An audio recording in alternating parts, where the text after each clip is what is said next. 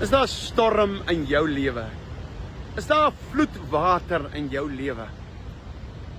Wil jy nie vir Jesus op die bootjie wakker maak? Soos die disippels van ouds. En hy het opgestaan en het gesê, wind wees stil, storm wees stil. Miskien gaan jy deur 'n onstuimige huwelik. Kinders wat nie lekker is nie, ouers wat nie lekker is nie. Kind is op drugs.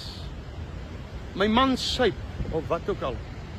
Ek wil vandag vir jou sê, Jesus wil stil maak.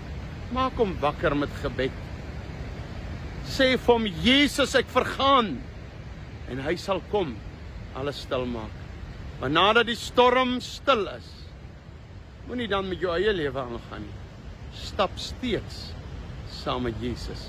Hy's baie lief vir jou en hy gee om vir jou. Koning Jesus is die koning van die konings.